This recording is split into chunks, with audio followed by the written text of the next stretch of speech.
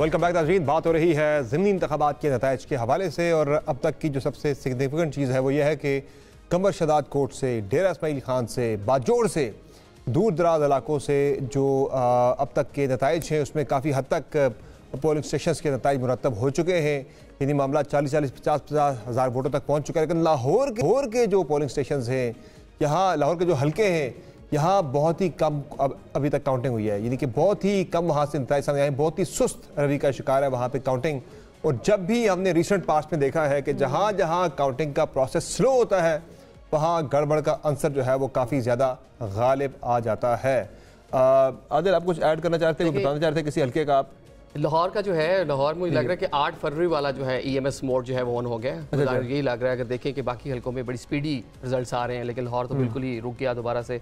और बाकी जैसा शुएब साहब भी बात कर रहे थे उसकी डेरा गाजी खान के हल्के की, वहाँ पे हमें मारूसी जो सियासत है वो दिखाई देती है। वही फैमिलीज़ हैं, आगे दूसरी तीसरी चौथी नस्ल उनकी जो है इलेक्शन कंटेस्ट कर रही है। वहाँ पर पाकिस्तान जो तहरीक इंसाफ है उसने भी उसी कैंडिडेट को टिकट दिया है, सपोर्ट कर रही है जो जुल्फ़िकार खोसा साहब के पोते हैं। जी, इसमें कोई शक नहीं, जुल्फ़िकार खोसा का पोता है, हसाम का बेटा है। उसका मोहिउद्दीन खोसा, पिछली दफ़ा भी वही था हमारा कैंडिडेट। और वैस लगारी 2 सीटों पे लड़ रहा था, एक PP 290 पे और एक NA 186 पे। NA 186 पे मर सजाद शीना ने फॉर्म 45 के मुताबिक, मेरे वो घर का हल्का है मुझे पता है, उसने कोई 94,000 वोट लिए और वैस लगारी ने 30,000 वोट लिए, लेकिन 47 में बदल दिया गया। सिमिलरली ये मोहिउद्दीन खोसा सीट बहुत बड़ी लीड से जीत चुका था और वैस लगारी हार गया था, इसको भी फिर रिवर्स किया गया। मगर अब क्या रिजल्ट आता है, किस तरह होता है, लेकिन position as it is status quo. जिस तरह लोग मोहिउद्दीन के साथ पहले खड़े थे वो इसी तरह दोबारा खड़े हुए हैं, उसमें फर्क कोई नहीं पड़ना चाहिए। अब देखना है 47 में आपको ज्यादा अच्छे कोई उम्मीद नहीं है, आगे नहीं पता क्या करते हैं, जो इनके हालात वाक़यात बताते हैं। नारोवाल का भी लाहौर के तो नारोवाल में क्या हो रहा है, ऊपर नीचे हो रहा है, वहां पे भी स्लो है। अहमद इकबाल की लीड ऊपर नीचे हो रहा है वहां पे, मगर वो भी काफी देर उसके रुके रहे रिजल्ट्स। एक बात जो कि मैं उस बात पे दोबारा आना चाहती हूँ जो 2018 और 24 की बात हो रही थी। देखिए, पाकिस्तान की तकरीबन हम तो 2002 से इलेक्शंस कवर कर रहे हैं और हर इलेक्शन जो है उसके ऊपर बहुत से सवालात हैं और इल्ज़ामात हैं। किसी भी इलेक्शन के ऊपर जो है कभी भी इन्वेस्टिगेट नहीं हुआ या किसी को जस्टिस नहीं, मंतकी अंजाम तक नहीं पहुंचा। हम ये कह रहे हैं कि ये तमाशा जो है ये कब तक चलेगा। यानी अगर 2018 के इंतखाबात को PTI तस्लीम करती है, नून नहीं करती है, और 24 के इंतखाबात को नून तस्लीम करती है और PTI नहीं करती है, तो इसका अंजाम किसी न किसी मंतकी उसमें से निकलना चाहिए। और ये वक्त कब तक ज़ाया होता रहेगा कि 18 की बात वो करते रहेंगे, 24 की बात ये करते रहेंगे, और सियासत यहीं फंसी रहेगी। ये सियासत यहीं फंसी रहेगी। वोटर जो है वो अपने घर से वोट डालने के लिए निकलेगा और उसका मैंडेट चोरी हो जाएगा। ये हमेशा होता रहा है और ये कब तक चलता रहेगा। नहीं, उसके लिए सियासी जमातों को सियासी तौर पर सोचना होगा।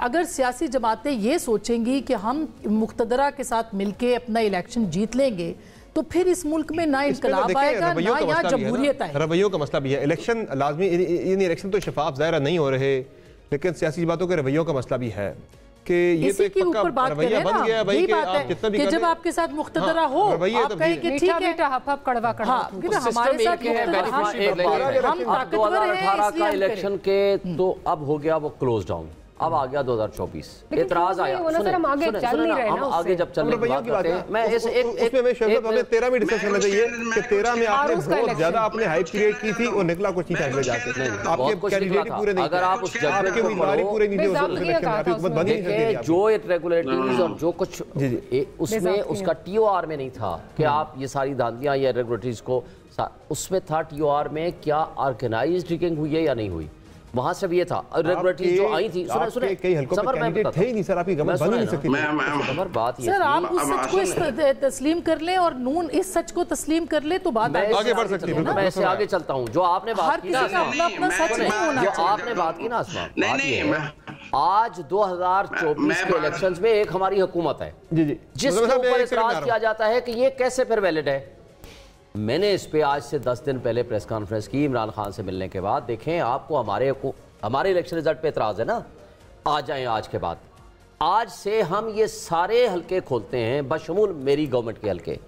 आ जाएं, जिस के साथ कुछ जाती है वो आकर के अपने सारे सबूत ले आए। जुडिशल कमीशन बनाएं, जिसके साथ भी है और आज के बाद इसको ततहीर करें, उनको दोस्त करें, क्योंकि 2018 में जाएंगे। 2018 का रिजल्ट तो आज किसी के पास नहीं है। हम तो रवैयों की बात कर रहे हैं साहब के, रवैये जो है वो यही सेम कहानी 2013 की है, यही 2008 की है, यही 2002 की है। देखें फिर तो 76 से आपको यही बात है, 76 साल से जाना पड़ेगा। आप पिछले 10 साल का कर लें। आज जब आज आप 2024 में बैठे हैं ना, नहीं आज आपने रवैये बदलने हैं। आज हमारे पास हुकूमत है, पीपल्स पार्टी के पास हुकूमत है, आज एक नून के पास हुकूमत है। आज आपने अगर वाकई रवैये बदलने हैं, आ जाएं सारे हल्के खोले, जुडिशल कमीशन बनाएं, को इग्नोर करके आज की उसमें तो नहीं चल सकते ना। मुज़म्मिल साहब का कमेंट वो काफी देर से रिजर्व है। जी मुज़म्मिल साहब, देखें 2008 के इंतखाबात जो हैं वो पाकिस्तान की तमाम सियासी जमातों ने कबूल किए थे। मुझे नहीं याद पीपल्स पार्टी ने एतराज किया था, पीपल्स पार्टी ने कहा था हमारा इलेक्शन चोरी हुआ है। मुझे याद है सर 2008 में उन्होंने भी एतराज किया था। उनका वजीर आजम बना था, वो फिर भी किया था, हुकूमत बनाई उन्होंने।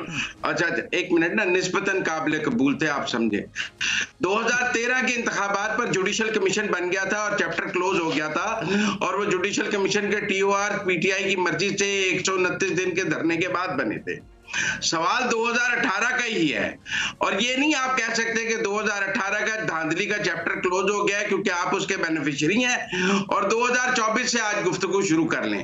भाई अगर 2018 में धांधली हुई थी, धांधली की रवायत मुक्तदरा के जरिए डली है, तो 2024 उसका आफ्टर इफेक्ट है कि आपने इतनी मुक्तदरा को ये इजाजत दे दी धांधली की, जो आज 2024 में हम देख रहे हैं। अगर 18 में वो इजाजत ना मिली होती तो आज 24 में वो ना हो सकती, क्योंकि 18 में वो आपकी तरफ से धांधली कर रही थी, तो आप एंजॉय कर रहे थे कि हमारे लिए हो रही है, वी आर एंजॉयिंग दिस धांधली। आज आपके खिलाफ कर रही है तो आपको तकलीफ हो रही है। वही रहे हैं जिन्होंने 18 में भी किया, 24 में भी किया। मैं एक बात सिर्फ कर रहा हूं, मुझे ये बताएं, ये जो 16 महीने रहे इनकी शहबाज शरीफ की हुकूमत, क्या इनको रास्ते में मुमानियत थी क्या आप कमीशन ना बनाएं? मुझे बताएं कोई थी? अगर साहब आप बात मुकम्मल कर लें, आप जरा क्विकली जरा कर लें, क्योंकि हमने वाइंड अप भी करना है। जी बात कर लेने दें, शैफ साहब मुझे बात कर लेने दें। आप बोले सर, बोले साहब मुझे बात पूरी करने दें। करें। ये आप किस तरह इमरान खान को बरी जुम्मा करार दे सकते हैं? धांधली के थे, वजीर आजम बन के 4 साल वजीर आजम रहा है, और आप कहते हैं उसका तो कोई कसूर ही नहीं, वो शहबाज शरीफ तहकीकात कर लेता। भाई इमरान खान क्यों ना करता तहकीकात वजीर आजम बनने से पहले कि मैं धांधली से नहीं बनूंगा? किसने मुतालबा किया था कि आए कमीशन बनाएं? सबने किया था, सबने किया था पार्लियामेंट। अच्छा, जब इनका अपना इख्तियार आ गया, इन्होंने क्यों नहीं कमीशन बनाया? नहीं, ये तो एक गिफ्ट थे ना। चलो आप कहते हो उस धांधली के बेनिफिशियरी थे इमरान खान, उसने बनाया या नहीं बनाया उसको छोड़ें, बेनिफिशियरी तो नहीं बनाया करता। मुझे बताएं जब आपके पास हुकूमत आ गई, आज हमारे पास हुकूमत आ जाए हम कमीशन ना बनाएं, क्यों ना बनाएं? इसका मतलब ये है कि आपने अपने हुकूक के लिए, या आपके पास एविडेंस नहीं थी, या आप अपने जो मुतालबा है वो आपका झूठा है, या इसका मतलब है कि आप जानबूझ के मुक्तदरा के इतना नीचे लगे हुए हैं या कि आप में इतनी जुर्रत नहीं है, लेना था। नहीं आप में इतनी जुर्रत नहीं है कि आप उनकी ख्वाहिश के बरअक्स भी जा सकें। इसका मतलब है कि कई चीजें फिर सामने सर, ये अगर आपने वाकई आप अपनी बात पे सच्चे थे मुज़म्मिल साहब, तो फिर उसका एक्शन लेना चाहिए था। इसको कहते हैं ना, आपका पॉइंट आ गया सर, लाउडर देन वर्ड्स। आपका पॉइंट आ गया सर। मुझे साहब जल्दी से वाइंड अप करें, फिर मैंने आगे बढ़ना जरा ब्रेक पे जाना है। जी अगर शैफ साहब की मंतक मान लें तो फिर जब इनकी हुकूमत आएगी ये 24 के इलेक्शन की तहकीकात करा लें। बिल्कुल कराएंगे, मेरा आपसे वादा है। जब हुकूमत आएगी इसकी तहकीकात करेंगे और इनके किरदारों को अंजाम पे भी पहुंचाएंगे, मेरा आपसे वादा है। ठीक है, ये इसका मतलब है कि देखेंगे क्या करते हैं, देखेंगे। वो कहते हैं पीछे देखो, हम भी मौजूद होंगे जब आप एस्टेब्लिशमेंट की गोद में बैठ के आए। यही रहेगा आपका मसला भी, आपकी भी वो वहाँ पे फंसेंगे पीछे। तो देखो आगे भी बात ये है, आगे बढ़े जरा, जी देखिए क्यों नहीं ट्रूथ एंड रिकंसिलिएशन होना चाहिए, क्यों नहीं सच्चाई पता चलनी चाहिए, लेकिन मर्जी का ट्रूथ एंड रिकंसिलिएशन भी होना चाहिए across the board, across the board, जिसमें कि पीटीआई भी उतनी बड़ी स्टेक होल्डर है, बल्कि सबसे बड़ी स्टेक होल्डर है। आपने ज्वाइन किया, सबके लिए। एक 9 बजे के बुलेटिन की ब्रेक लेते हैं, 10 बजे फिर आपकी खिदमत में हाजिर होंगे हमारे साथ।